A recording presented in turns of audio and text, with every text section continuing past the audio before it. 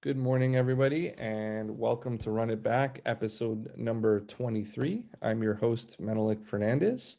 I like to start every show exactly the same, so I will start it exactly the same. I will give you, excuse me, the premise of Run It Back, which is just basically we take teams that have played a game previously and we run it back, so to speak, and we talk about what worked, what didn't work, what we would change, how we prepped, all those fun things. And before I delve into today's game, I always like to start sort of the same way in terms of giving a big thanks or a big shout out to the Rising Coaches Network. Just sorry, I got a munchkin jumping in here. The Rising Coaches Network, which is now bragging as being the largest coaching tree in basketball, but in to the huge value to me has just been connecting me with other coaches who want to share the game, want to get better. And that's sort of what the idea of this show has been so far. So today we're talking about Caltech versus Occidental from their February 25th game. And this today we're like super lucky to have the assistant coach with Caltech join us, James Covell. And James is in his third season with Caltech's men's basketball. Sorry, just finishing his third season with Caltech men's basketball. Their coaching staff was the 2019-2020 coaching staff of the year for the conference. While he's been there, they've broken 30 plus records as a coaching staff. He's had 2 seasons as an assistant coach at California Marama previous, and has had previous coaching experience at both the NCAA D2 and D3 levels, coaching against teams from those levels. And prior to that, as a player, James played at St. Catherine College, which is now the University of St. Catherine, and he was a graduate from there. So James, super thankful. And I'm just going to give one more big tip of the hat to you. You're on the left coast, so it's super early for you. So I really appreciate you getting up and joining me this morning. How are you? I'm good. Good. Thanks for having me. Obviously became really good friends with you through Rising Coaches as well. So huge shout out to Adam and all that they do over there. Yeah, like I said, and I say it in every episode, but I really can't give them their props enough. Just connecting coaches who want to get better. That's sort of what this is all about. So let's get to our game, James. I'm excited for this one. Obviously spent some time going through your stuff. You guys run a lot of really good stuff, but I like to start with the preparation process, the scouting process. So you're coming off of a 3-day turnaround from a win against Chapman. When do you start this scouts? Who's doing the scout? How many coaches are on it? All that fun stuff. Yeah. So obviously a 3-day turnaround is not really ideal for creating probably the bulk of the scout. So a lot of our scout is actually going to be off of previous scouts that we have done. Yes, we're going to still watch probably 2 or 3 games, their most recent 2 or 3 games. But most importantly, we're going to look at the individuals again. We all do it as a staff. 1 through 4 are going to watch everything because it needs to be one band, one sound. Right. Is what we like to say. So if it's just one person doing it, then it's not, who knows what the other assistants are saying. As long as you guys are looking at the same thing and you guys come up with a really collaborative scout, that is really beneficial to not only the team, but obviously to the staff. And I think that's really kind of why we were so successful this past season, is that it wasn't just one person doing all the work. It was all 4 of us really in tune with each other. That's interesting. So sorry to jump in there, but Yeah. I've heard a lot of varying principles on preparation. And do you find that creates more work for everyone at all? Or do you personally prefer it in that everybody sort of has the voice, like you said? Yeah. So the assistants will kind of break down our own stuff. Right. So actually we meet up at a local coffee shop, and we'll probably sit there for 4 or 5 hours in the coffee shop, and we'll just talk everything out. We'll get our notepads out. We'll just run through everything. And if there's anything different from maybe the previous scout, then we're for sure going to add that in. Obviously, we're going to update the stats in our scout. Right. In the beginning of the season, our scouts were 20 pages. And it was just information after information after information. And we thought we were doing a great job. But in the end of the day, the scout isn't really for you. It's for the players.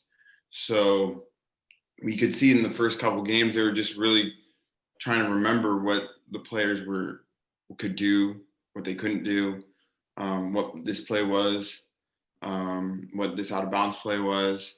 So at the end, towards the end of the season, because this was actually our last game of the season, it was 3 pages. It wasn't even 3 pages, it was 3 slides. And it was just the information that we really wanted to disseminate to them. And some clips, and that's it. We just wanted to keep it short and sweet.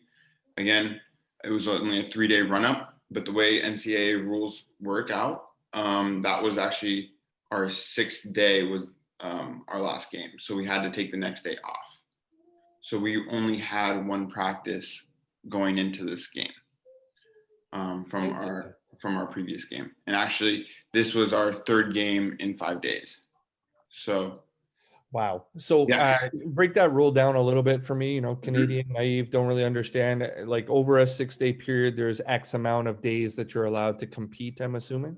Right. So in a week, 7 days, you have to take a day off. And the whole team has to take the same day. So there can't be any organized team activity. So usually for us, it's Sundays. And that was a Sunday. So that was just our 7th day. So we couldn't do anything. So on Monday, we had our whole scout built out. We pull out the TV screen and we just go through the slides and then show them 2 or 3 clips. And of course, these clips, which I've spoke on other talks about, they've got to see a miss. They have to see a miss to end because of the sports psychology behind it. I don't know it exactly. The head coach has a doctorate in it, so trust him. It helps. But we've seen actually really good results from it. And I think it gives the players a sense of comfort and hope. Right. That they can go out there and really succeed. These people, they're just like everybody else, right? They miss shots, they make shots.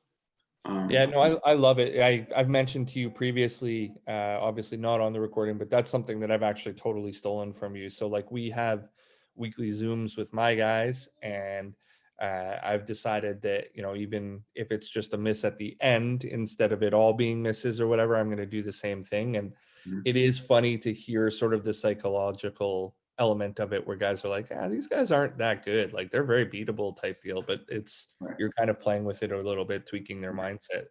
So talk about the weighting before you get into a little bit more of the delivery. Talk about the weighting of the games that you've watched most recently versus, in this case, like you played Occidental twice in the year and you beat them both times.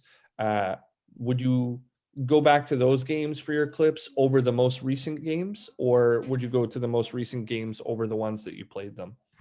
Yeah. So those other 2 games, we actually had our 6'8" freshman center, who was tremendous in, I believe it was the 2nd game. I think he had a double-double. Right. He unfortunately got a high ankle sprain and wasn't able to play in this game. So a lot of it had to go back to the clips that maybe he wasn't in to see what our analytics told us as well. So our scouts are really analytically driven. Right. And so are our matchups, our lineups. There's a lot of analytics that go into it. We use obviously a different site than Synergy, right, to do all of our analytics. Because you're Caltech and you guys can just build that out. That's what you can do. So we actually grabbed clips from that analytics site of our lineups that we may be using. But a lot of their clips we are looking at isn't really team clips. We're looking at individual clips, trying to see how he's getting his shots rather than going through the whole play. I just want to see exactly how he's getting his shots because we've already played them twice throughout the year, as you've said, and we know what the plays are. So now I just want to see exactly how he's getting it, and when the play breaks down, what is he going to? And actually, a lot of that kind of turned into some cross matching, Right. that you may have seen in some of the clips. We actually went big on their point guard. Right. I did. Because he had only shot, I think, 1 or 2 3-pointers in his whole 4-year career. So what we had figured was if he's not going to shoot the 3 ball, then he's playing right into our hand if we just keep a big on him. And that was one thing that we went to heavy in this game. And we started to do it obviously in the second game as well. Right. But mostly we're just looking at individuals at this point late in the season, because there may be some players that have getting some playing time that normally wouldn't be getting some playing time. So, well, I got a question. Excuse me. Beginning of the season, it starts like a 20-page report. End of the season gets down to about the 3 frames, like you're saying. And, you're talking about all the coaches being on it. What's the delivery to your actual guys look like? And what are the walkthroughs based upon that look like? Like, are they getting the same film that you're getting? Are they getting edited film? And like, what you're delivering, what is the weight of their sets, their blobs, their slobs, all that kind of stuff? Are you implementing that stuff, or is it all matchup based? so that's a really good question. So the scouts are delivered by, it's one person. We didn't need to get, all 4 of the coaches talking, Right. because it goes back to our one band, one sound. Right. We all know what the scout is because we've all built it together, but the players get really confused when you start hearing a different person talk. There's a lot of psychological reasons as to why you only want one person to Many cooks in the kitchen, right? Same thing. right. Yeah. Exactly, same thing. But that's only when the film's going and when we're going over the scout. Now, when we go into the actual practice setting, we're going to go to our practice squad, our practice team, which is usually the last 5 guys who we really want to get involved in practice. And they will run their sets, just so that there's a visual, and obviously so that we can get more players into practice and kind of get everybody involved. I think it's important to have them go over the blobs and the slobs, but we don't really put that in the video clips. We'll just have, maybe one slob we'll go over in practice, but the blobs will go over maybe 2, 3, 4. Right. Because as you see on Synergy, our blob rating is probably incredible for offensively. And we run pretty simple stuff out of baseline, out of bounds, but we want to be able to stop that. And those are easy points, essentially. I agree with you. A lot of coaches have differing points of view, but if you're prepared for blobs or slobs or an ATO type deal or whatever, I feel like those are possessions that you're stealing back for yourself, and they can make a difference, right? Like in my league last year, the median score difference was 6 points. So, I mean, if you can get 2 to 3 possessions, right, you're giving yourself a real chance. Right. What about matchups? Does everybody get every matchup, all the traits of all the players? Or are you saying hey, James, you're going to guard Menelik. This is all you really need to know. And then going in, are your depth charts predetermined, so to speak, or are you guys doing it sort of on the fly, on the feel? So matchups for us, is going to be predetermined. Obviously, we already know the 5 that they're going to play. They don't play very many players. I think they play 8 to 7 players a game. Right. So we know who they're going to throw out, and we obviously know our starting 5. But as far as depth chart, no, we're off field. Interesting. And we play 10 to 12 players. Sometimes some of the players get 20 minutes, sometimes they get 3 minutes, but it's the next man up mentality for us as well. Right. And you have to be ready to come into the game and contribute. And you see Brett Johnson comes off the bench in this game and really gives us a really good spark. And same with Stephen Hay, electric scorer, comes in and gives us a spark that we really He need. came in and gave you 13 shots too, right? So right, yeah, 14 points in there, like he was ready to go.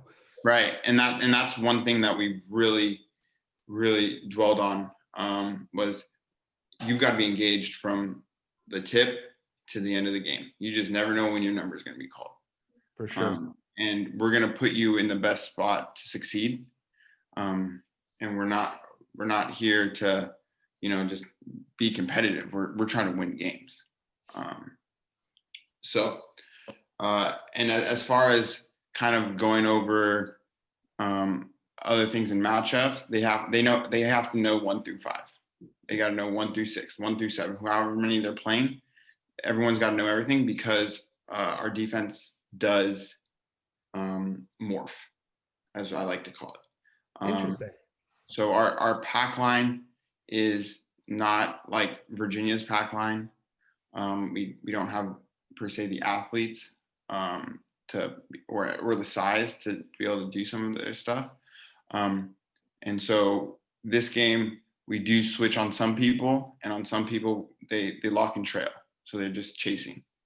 That's some stuff we'll get into in video. That was actually one of my questions, because I noticed the differences there for sure. Yeah. So, well, I'm happy to go through it with anyone on the call or anyone that's watching, as to why we do certain things. And I know I'll get plenty of questions about that, but a couple of years into it, like, what's your personal opinion? Do you find it more advantageous or disadvantageous to play varied screen coverages, as opposed to having the base system and this is what we do and we're going to do it well? What's your personal opinion on it now? So that technically I think is our base system, to be honest. There you go. So, we tried to do the one we're all just going to lock and trail everything. Right. It just didn't work for us. It worked for some players. It didn't work for all 10, 12 players we're playing. So with some players, great. They're great defensive players, but not everyone's a great defensive player, especially in college. And, we only get 2.5 hours a day with them. Right. I'm at a Division III level where they're really student athletes. I got kids that come in right out of lab and they got to leave for lab right after practice. So I'm trying to maximize my time with them. So if that means I can't get exactly the level of defense I need in, I just need to get some sort of defense in. For sure. So we started out locking and trailing, then we tried to go to switching, and then we figured that we were a little too soft, in our opinion, when you just started switching. So we'll get into the film on all that. Yeah, there's about 3 where they get to the wing ball screen, and coverage changes with it throughout, but like you can sort of see like trying to remedy some things in there. So that being said, going from general to specific, what were some of the keys that you really identified that you needed to do against this specific team? Were there specific matchups you wanted to attack? Were there specific actions you wanted to get to? Did you want to play more in transition or more in the half? Like, what's the pace you want to play at? All that fun stuff. Yeah, I mean, for a game like this, if we can get out in transition, that's where we want to operate. I think we settled for a lot of bad shots in this game. Right. But that wasn't by design. Obviously, that was just some really bad looks, and it gets corrected in the second half. So a simple answer would be we want to play fast and we want to, get them switching, which they switch 1 through 5. Okay. So we want to get our best player on their worst defender, or what we or in our analytics tell us is their worst defender. I don't know if it actually is, or we want to get our big on their small, which unfortunately we didn't really have our true big, but we had about two forwards that are decent size. So those were things that we were looking at pregame, that we really wanted to get in, and those were one of our points of emphasis. Was we want to crash the offensive board, which we do a really good job in the first half. I believe we get an offensive board rate around 25% in the first half. Wow, is really good. Anything above 10% is really good. Agenda for the game. And then the other thing was we wanted to stop 2 from really going off. Two's their shooting guard, who if he gets hot, it could be 27, 30, 35 really quick for him. And then the third was we need to make sure that their point guard doesn't get comfortable. So how are we going to make him uncomfortable? And we have to attack. We had to attack. And in the first half, I thought we actually did a decent job of attacking. Got 2 of their players in foul trouble. And that's exactly what we wanted to do. Now, some of the shots are not what we wanted, but we did like what we saw in the first half for the most part. Yeah, so I just worked it out real quick. You were right. It was 26% was your offensive rebounding percentage. That was awesome. Yeah. So what's your philosophy on that typically? Like how many to the glass, and does that play differently when you're trying to play fast versus if you're trying to play slow or utilizing different sets? What do you guys do typically there? Yeah, so originally when I first was on staff, we wanted to send 2 to 3 to the glass, and then we figured that we were getting beaten on the way back. Right. So now at the end of that season, we only sent 1 person to the glass, and we weren't getting enough offensive rebounds. So now what we do is if you're below the free throw line, you're supposed to go. Okay. Now, if everyone for some reason is below the free throw line, we're screwed. But Better get that ball. Yeah, right. Exactly. We better get the ball. But so if they're free throw line or below, they have to go. And that's why I think we got some. Now that's the rule. Do they do it every single time down the court? No. Do they do it a lot of times on the court? Probably not. But that's our principle on that. Our 5s and 4s are supposed to go after it. Sorry, LB is just tripping me out with his background there. Okay, so all that fun stuff being out of the way, hindsight, as they say, is 2020. I like to say. I mean, you guys did get the W in this game, but what would you say the scout factor was? And going back, would you have changed anything in the delivery in terms of what you wrote down, all that into the game, the implementation of it? Do you think it had more of a positive or more of a mediocre or more of a negative effect in terms of what ended up actually happening? Yeah, so I think it had a positive effect. I would like to think so. Again, we're coming off of a really hard fought game 3 days prior, and it was senior night for us.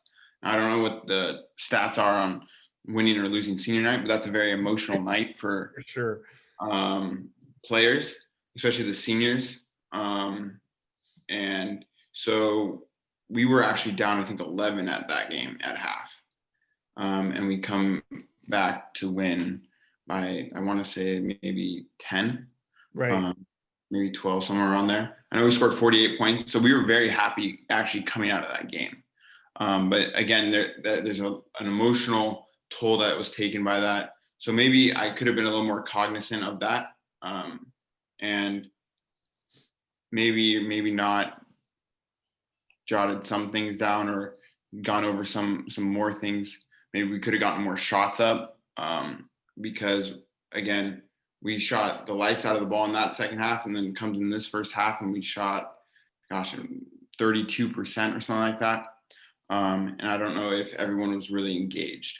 So maybe some engagement might have been better, but I like how you say something like that and you nail it exactly. 32.3% and then 28 from 3 in the first half. yeah, it's Caltech in me, Yeah, I think that's what it is actually. So that being said, as we move into the game, I think that's a natural segue to what kind of stuff are you guys tracking? What's important to you on the bench, et cetera? And then, I like to ask the question almost always specifically, like you're up 2 at the half. When you get your stat sheet, what are you looking at first? What's important from the stat sheet, from the box? And then what changes are you putting in based upon what you're tracking, what you see on the box? Like what happens number wise for you? Okay, so obviously I think everyone tracks fouls and timeouts. Other than that, we're tracking play calls, and results. Now, if you get 3, what are kills, right? Yep. We need what we call a blanket. And when we're yelling blanket from the bench, it's to call a timeout. And that's one thing that we track. If they kill you three Right. So if they kill us 3 times, we're yelling blanket. So we need a blanket. And then obviously we try to get them back and going. But so we're tracking that. We used to track defensive stuff, but it just got so hard tracking so many things. So at halftime, we'll go in, we'll see what's working.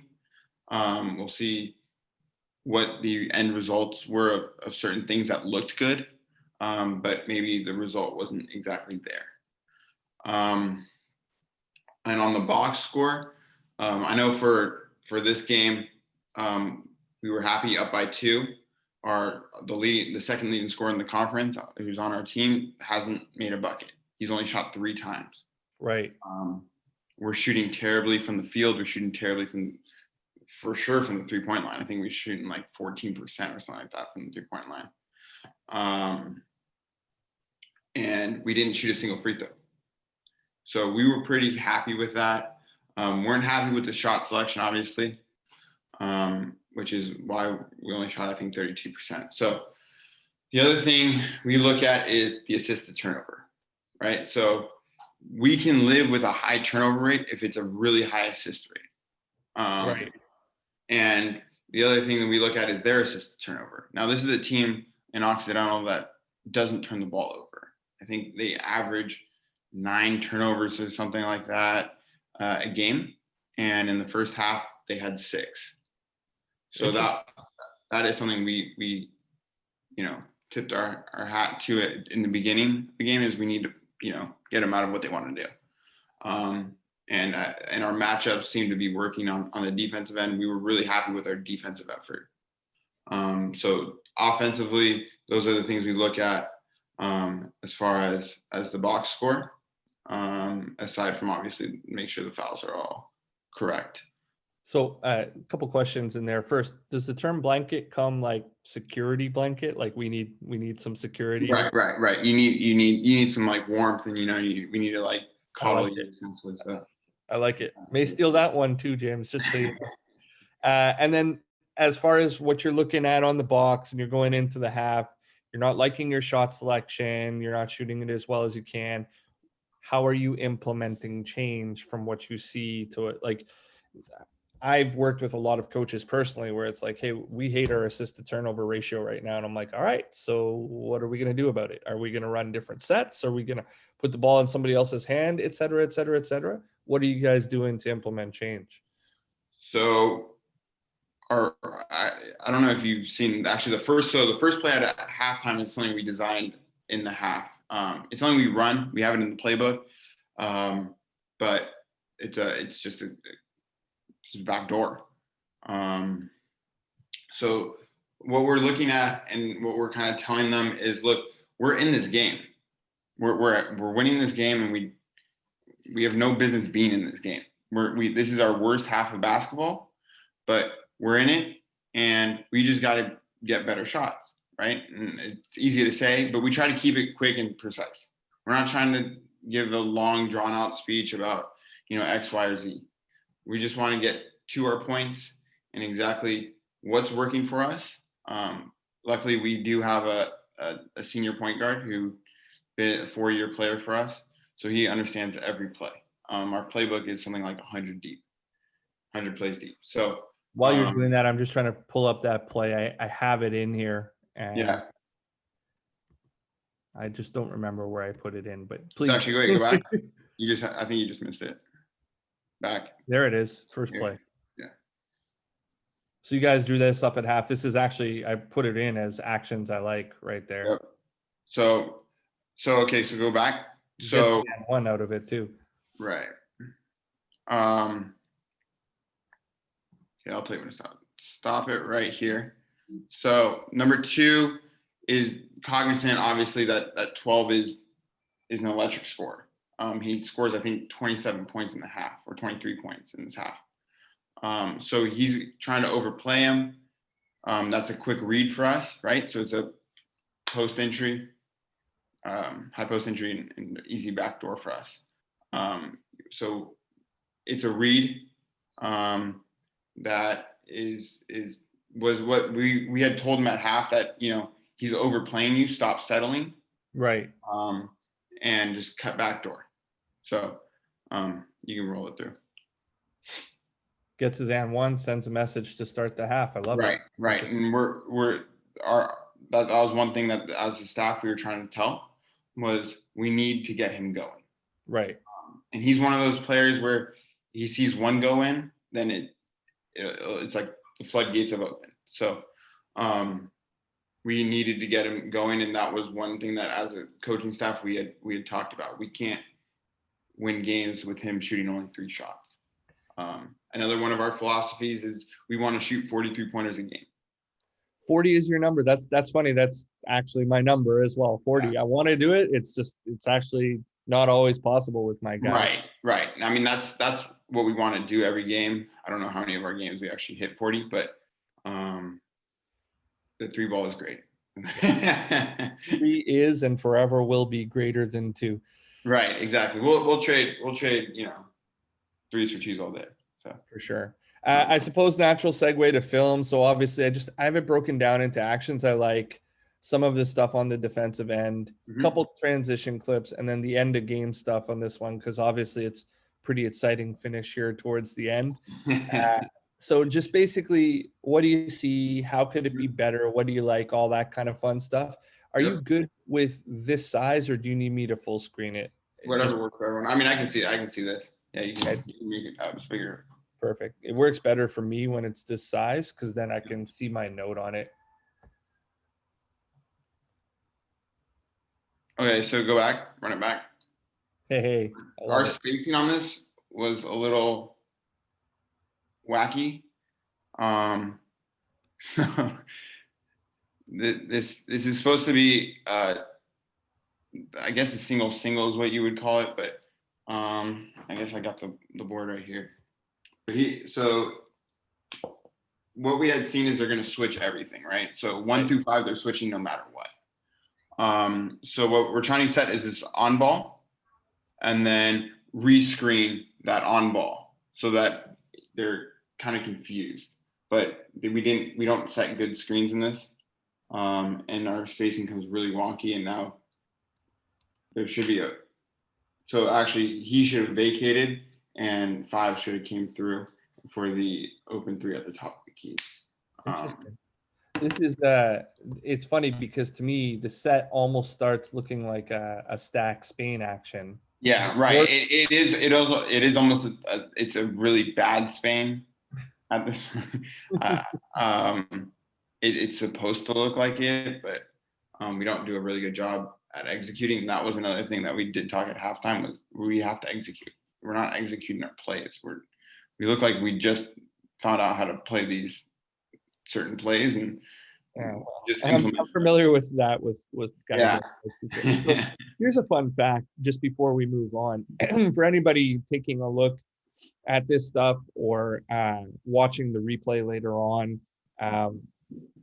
Caltech, in my opinion, runs some great stuff. Like you said, you talk on it a little bit where it's like, hybrid Princeton stuff, hybrid motion stuff, that kind of thing. But we're at 17-11 in this game, and this is the first on-ball screen that I caught in the game so far. And everything else is moving players, setting good screens, all that kind of stuff, moving the ball with passing. And I love that. I respect that kind of stuff. So yeah, I guess if we're gonna just throw out the fun facts, I should just throw out all the fun facts, huh? Sure. So actually, the team we're playing, Occidental, is known for being the first school Barack Obama attended, and he actually played JV basketball at Occidental prior to transferring to Columbia. So that's pretty amazing. I love it. When you said that to me when we were talking about stuff in prep, that blew my mind. I told my mother that, and she Googled it right away. She's like, "He's right. Look at that." So yeah, that's awesome. Yeah. So see, this is really the pace we wanted to play at, and then obviously you see this is kind of Princeton stuff here, right? And that is actually supposed to be a lob, but obviously not a very good pass. Another terrible pass to go with it. So actually, we'll run. This is kind of our Princeton morph, right? So if you rewind it, you'll get the basic Princeton actions to start the break. You get 12 off the singles. As you see, you go back, or you can just stop it right there. Actually, you don't even have to go back. 2 is just going to guard 12. That's what they've decided, and that goes against what they do. So now we're getting them out of what they want to do, because our player is who he is, and because they switch 1 through 5 normally, but with 12 they're just going to stay on 12. 2 is what they consider their best defender. So you're gonna be running around a lot. I'm sure you've noticed that during For sure. a lot of the clips. You're going to go through a lot of screens and you're just going to keep running. So, like it. I think it's good action, regardless of the results. I still like the action. Right. It's just a bad pass at the end. Yeah. So 1-4 high into a dribble handoff, start reversing and getting some action going. How do you? So that cross screen. Right in here. Yeah. Yep. If he seals, it should 24 is just not our best screener, in my opinion. And if he just seals, 23 seals on the other side instead of just giving up, as you see, just give up on the seal. He actually has him. Yeah, he's on the help side of his body for sure. Right. And then obviously, as you see, 2 and 12 are just going to follow each other around the court the whole time. There's great action in here. There really is. I mean, in my opinion, could tighten up some of the screens, like you said. Mm-hmm. I love this stuff. Right. So when you're teaching your stuff, like in these previous couple of clips, they're very, I'm going to use an encompassing term. They're very motion heavy type sets. Do you guys believe more in the principle of the ball will find somebody who's open, or are you actually trying to run these with, hey, we got to get James the ball in this particular area of the floor for this particular type of shot? The ball will find the player. Right. And it's just hard for us to kind of correlate success with one player is going to be one player is going to get the ball. Like, this is the shot. This is designed for so-and-so to get the ball. Everything's going to start morphing, and everything kind of starts moving. Now there's certain actions within the play that are designed to get open shots for certain players. Right. But if that doesn't work, we're still moving it around. Every player on our team, no matter what, needs to know how to pass, dribble, and shoot 1 through 5. Right. So that's really where we go into that Princeton stuff, where everyone's got to be able to do everything. Right. So when you're saying certain players can, certain actions can find specific players, are there play calls to try and get that person, or is it? Yeah. So, like for example, we'll have a play called 2, and that's designed for 12 to get the ball and create. But so there's certain plays within it, but that doesn't mean that he's going to take the shot no matter what. We're Right. going to still make the best play out of it. All right. We got a stagger away action here that I liked. Yep. Clears out, cross screen. Yep. So so he's a catch and shoot, really athletic catch and shoot player. Right. Run it back. Yes, sir. So now we're creating misdirection with this whole. So he could come off the single, but it's easier if he just runs through and then he's going to get a cross screen, right? So 3's going to get a cross screen. And so here comes the cross screen. Okay, now he comes up and sets a single. So there's a lot when the teams are switching, and this is specifically for teams that are switching. When you start running through off-ball screens, you get really confused as to who's guarding who. Your communication has to be on point, and it's nearly impossible to communicate all that and know who's on who if you're just running through your motion and you're going through the screens. What I really liked about this one, like what you call the single, I would call a stagger, and you have staggers on both sides of the floor in this set, right? So it's like, man, you got to be good at communicating. Throwing the cross screen and then end up with the single on this side. It's like, wow. Is Trey in here? Yeah, Trey's there. Okay. I just saw his notification. Sorry. One of your baseline out of bounds, like the set. So all of our baseline out of bounds come out of this box set. And why is that? Because we want everything to look the same. Our baseline out of bounds, I think we have a really good percent. I could be wrong. At least visually, we scored a lot out of baseline out of bounds. So actually, the original baseline out of bounds is supposed to go to 12 right here. They do a good job. And then he's just the outlet, the one who got the ball. So now we reset. And we run the same. See that motion right there is the same thing that we ran in the start of the second half. So my question to you is, you guys are obviously very good at play after the play stuff. So like on this baseline out of bounds, like you say, the primary action doesn't work.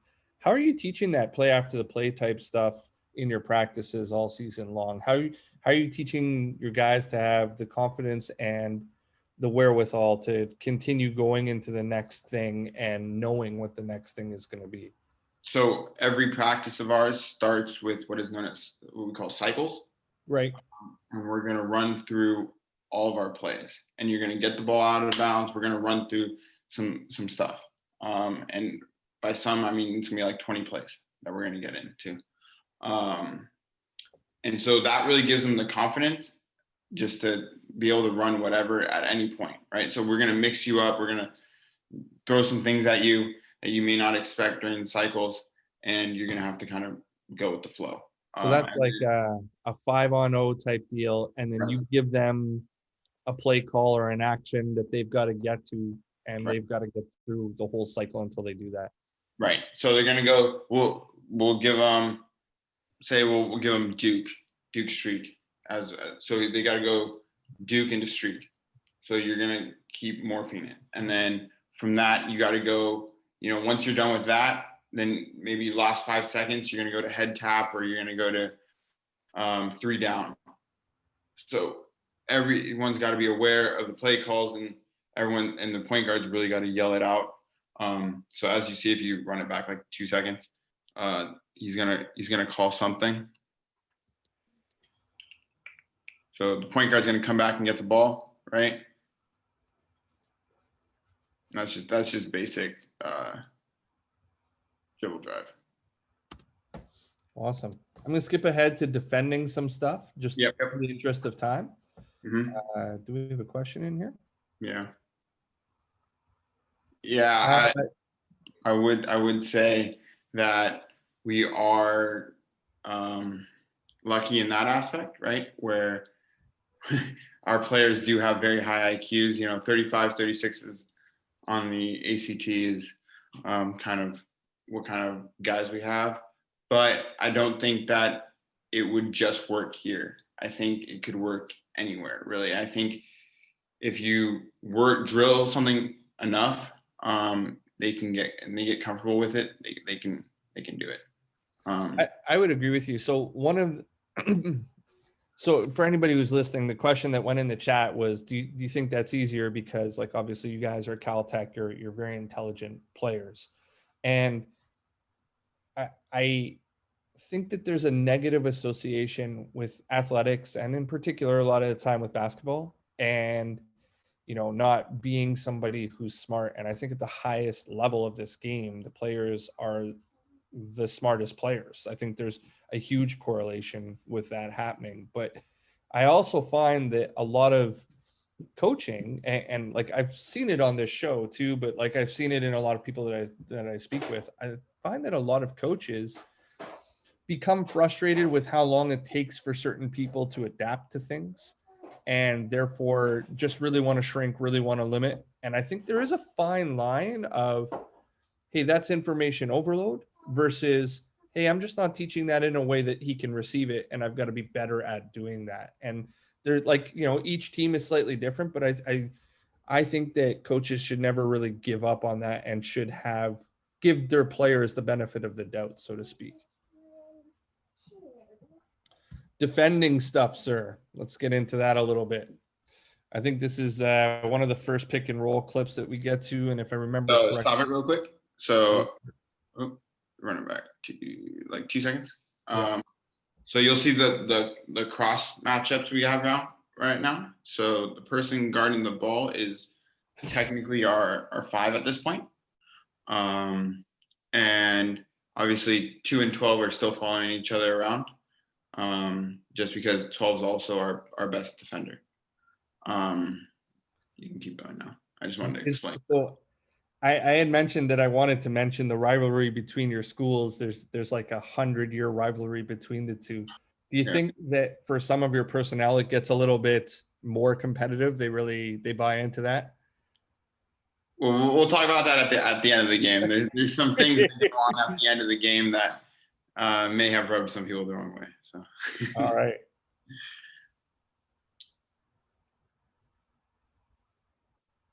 So as you see, everyone except for if you could slow it down just a second, like run it back and then slow it down, because you're gonna miss the little nuances of the defense. Far enough, or? Yeah. So as you see, we do play a pack line of sorts. Right. Everyone's within the high school 3-point line. Right. So that's technically what we count as the pack. And nobody is leaving the pack, unless the only reason why you would leave is if you're on ball. Right. So continue. So you're gonna get a screen here. Rolling it. So that was just a miscommunication. That should have been a switch. Interesting. This guard to guard switch is no one to help in the down low on this. It's a zero back. So would your zero back be your MIG, your low man from the other side? This player right here. Right. So it would, but our other issue is number 2 in the corner there is their best shooter. Right. So are like in something like this from your scouting, would zero back denote that you have nobody behind you and you should just know that we're playing it with 2? Right. So that's something that's communicated. They're supposed to be talking all this through. So that should have been a switch. It's either a late call. One of them is a freshman and the other one is just kind of a kid coming back into the fold. So they weren't there last year when we really started implementing the pack line. So they're still kind of getting used to it. And pack line is not something that a lot of these kids pick up immediately. So it takes them. I've actually personally never taught it. Like a lot of teams, I've mentioned to you guys before, there's a university and a college league in Canada. A lot of teams in the university league play a variation of it. So you got to kind of know how to go at it, obviously, or whatever, but I've never taught it as a coach. We're happy with that shot. Any sort of mid-range shot, it's a kill for us, essentially. Interesting. Just because it's a very low percentage shot in our opinion. So regardless of the outcome, would you still stat it into the kill? I would stat that in as a kill defensively. Nice. It's not a shot that people practice very often. Not a shot that he's going to make very often.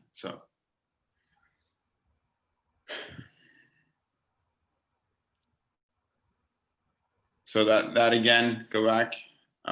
You'll see 5 starts off on 32, but we're okay with our big, I believe he's 13, coming out and switching onto this because he's not a 3-point threat, the point guard.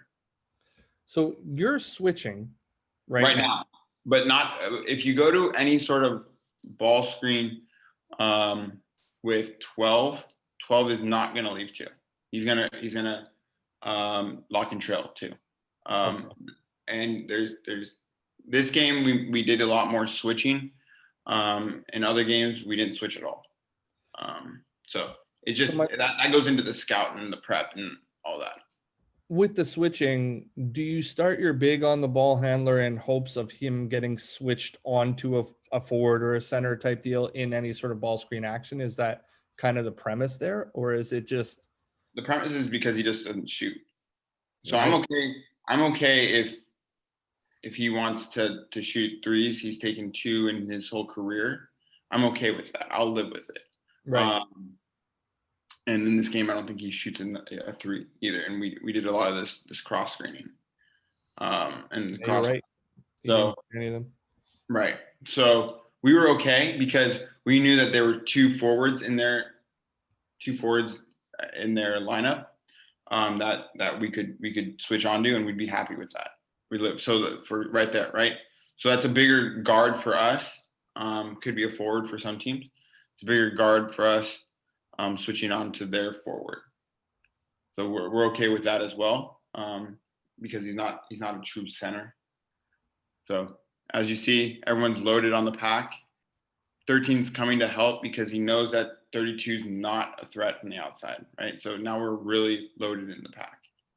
You got a lot of scout specific stuff in here. I love it. I love it. I love it. I can't tell you enough how much I love scout specific stuff as opposed to just overall systems. Mm-hmm. This is a really good one here. They end up with a help side split, and they actually end up getting a pretty good bucket. I'm wondering what you see in it, and then I'll move into the end of game stuff just in the interest of time after this one. Yep. Yeah, it's just really bad defense by 23. Yeah, his head's we understand that 2's their best player, but he's completely turned around. You'll see he's just ball watching. Now he thinks that 3's going to come set a screen, right? So now he's preparing to lock and trail. Right. So instead of being reactive, he's trying to be overactive. So now he has no clue. See, now he's completely lost, and now it's an easy bucket. Yeah. Do you guys teach sort of at this? Like I see him reaching right here for the ball. What actually should be happening is he should be under the bucket. He's playing with his hands. He's hand fighting with a guy that's not in a position to score. Right. And right now, Noah, number 5, can guard 2. There's no point in him expecting this screen, and to be honest, he's causing more harm to the play, because now look at 10, instead of being able to lock and trail 20 coming through, now he has to go over the top, and now it's literally 4 people screening 1 person. Now, Right. so it's just bad defense by 23. I like their action on this particular play. I was going to ask you, what do you think about him getting into the body and forcing him to utilize the pin down type deal? But I get sort of the context of what you're saying about just detach and be on the rim line like a help, and then Right. shoot. So I mean, I'm sure that's a read for them as well, right? So if he's in help under the rim, then he comes off the pin down. Right. But I would rather like to see that than a layup. For sure. At least force a difficult shot rather than a easy one. So transition threes, yay or nay? Yes. Yeah. We're huge. You'll see. I mean, you'll see this kid just pull one. Yep. And regardless of the result, we're okay with that shot. I'm okay with it. And is that personnel based, or is that like we're just playing the analytics of an open 3 is a good 3? We're that's part of the offense for us. Trying to play as fast as we can, I guess. So this is end of the game stuff. Okay. All right, you can play it. So this one gets a little bit interesting. You guys are 2 up. There's 20 on the shot clock, and the ball's out of bounds, and there's 37 on the clock. By the way, I don't know if anybody noticed, but I want to give a kudos to the pitcher of this the scoreboard and of the shot clock. I find that tremendously helpful, and I'm going to ask how you guys do that afterwards, but I think that's pretty cool, actually. So here we go. We get it in, and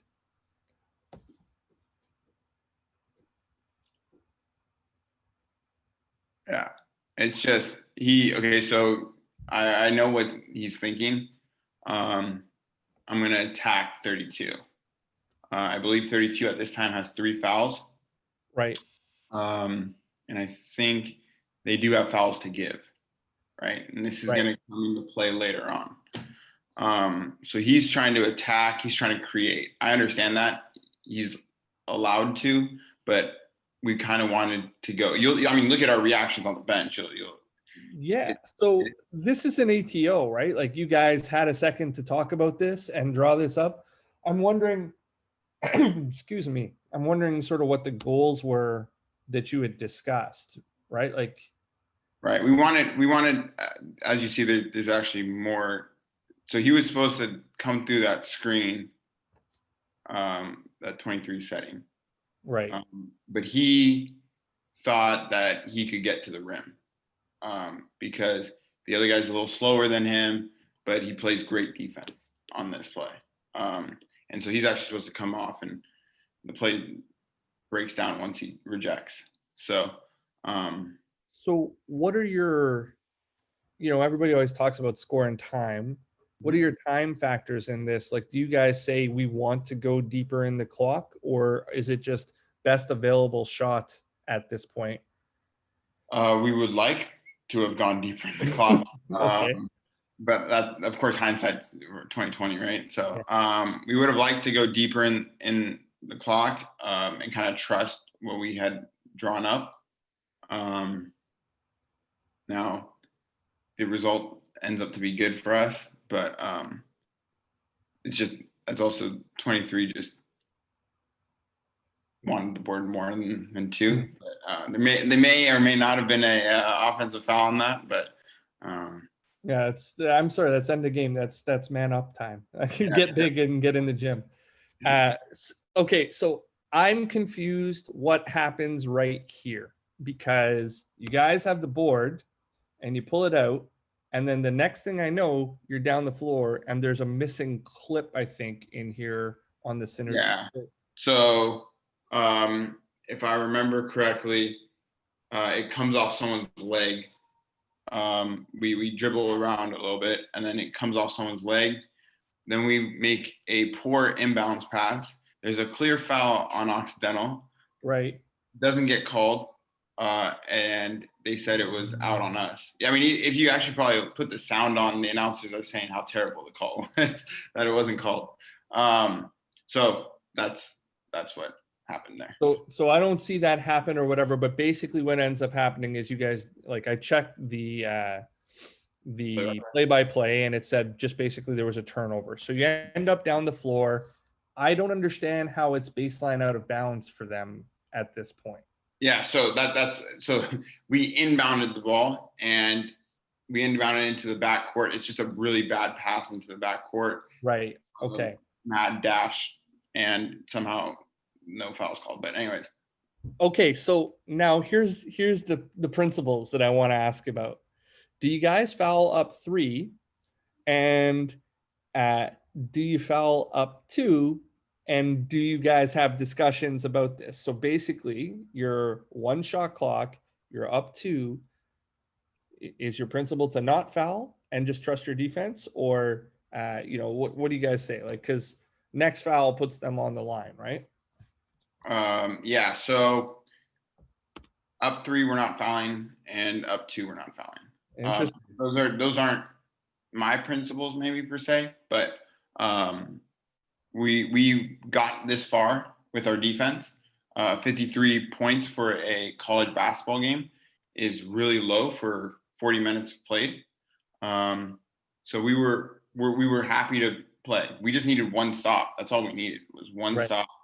And I actually believe you got to stop on this, and they didn't call it correct. Yeah, I thought it's pretty good defense, honestly. See, right now we're in 5, late shot clock. We're in what's known as 5. So no matter what, that's a charge. That's literally, to me, textbook. I mean, but whatever. What happens. He ends up making it. That's fine. But what is 5? I'm sorry, I interrupted you. Yeah, no, you're good. So late shot clock, any screen that you're actually hit on, is 5. We're switching it. And 5 would just denote 1 through 5. You're switching. Yeah, right. And then when we call 1, you're in man. You got 1 man. So here, after the score, so FIBA would be different than you guys. After this score right here, if I don't call a timeout on this make, I can't get the ball in the front court. You guys inbound, take it to the front court and call the timeout there. So 2 seconds come off type deal. Do you so that's what get it in? We get it in on the other end, and we just get it to half court, call a timeout. And it was funny because on my book, we had 1 timeout left. And in the scorer's book, we had no timeouts. And so the refs had to go check the play-by-play to see how many timeouts we had called, to find we'd only called, was it 5? Because we don't have media timeouts. Right. So we get 6. So we got a timeout back that we should have had. But so we called timeout. And if anyone had watched us at any point, they know 21 is a freak athlete and can really get up. So we had run this play multiple times, and 21 has got the lob multiple times. So the other thing that you need to watch while you're watching this is, so pause it. So what number is he? 23 maybe. I don't remember. The one who's going to be actually on ball. No. The white, 23 white. So the one who's going to be guarding the ball. Right. Has 4 fouls. Now, if you look at it, they have a foul to give. So you want to be able to go at him because he's not going to want to foul. He's one of their better players. I think you mean 21, Caleb. 21. Yeah, 21. Yeah. So he has 4 fouls. He's not going to want to foul. And you'll see that they do try to foul late, but what happens. Great players make great shots. For sure. Step back 3-pointer with time expired. That's a huge hit. Right. Yeah. I mean, he had another one similar to like that earlier in the season. But obviously nothing bigger than that. That's the first winning season in conference for them for 65 years, somewhere around there, 66 Wow. years. So massive. I mean, the idea here is just basically get him a ball in an area that he's comfortable with and let him go to work. So the idea is exactly that. And you need to go towards a player who won't foul you. Right. Because again, they have a foul to give. They're not at 6 fouls. So it's not the next one's in 1-on-1. The next one is we're taking it back out. So that was one of the things we kind of talked about. But you want to give your best player the ball in his hands, 4 seconds left, and let him do his thing. I mean, he scored up to that point 20 points in the half. Yeah. So he was on a good one. And sure. then secondly is actually that shot he broke the school record for most points in a season Wow. by 1 point. And that's one of them right there. Yeah, exactly. So that's a little bit about that game. I'm obviously free for any questions that anyone may have. I can put my stuff in the chat if anyone has any questions as far as wanting to talk about game film, whatever. Always free, and obviously willing to learn. If you guys see something that maybe I don't see, no two coaches see things alike, in my opinion. I could watch a game and Menelik could watch a game, and we just have two different views of kind of what's happening. So I'm always free. James, if it's okay with you, I'd actually like to put that in the so I'll just do your email in the replay of this. Yeah, so absolutely. Go up in the YouTube link so that anybody can reach out to you if they want to. But like I mentioned in the start, I highly recommend coaches go take a look at some of Caltech's stuff. I think they run great stuff, and this was amazing, man. Thanks for taking your time and sitting down with me. I know it was relatively short notice this week, but as you mentioned earlier, geez, I'm really losing that voice. As you mentioned earlier, I've got to know you quite a bit through Tommy's think tank and through the Rising Coaches site. And like, I really appreciate the way that you see the game. And I'm a little bit more analytically minded myself. So, I mean, your experience with a school like Caltech, I think sort of leads us to see the game in similar fashions at times. So I really appreciate sharing with you. I'll end again with a giant thanks, and also a shout out to the Rising Coaches site for connecting me with great people such as James. And I'll stop the recording there, James. If you want to hang out and just sort of shoot the breeze for a bit, let me know. Yeah. But a giant thanks, man. Really appreciate you. No, thanks for having me. It was a lot of fun. Appreciate it.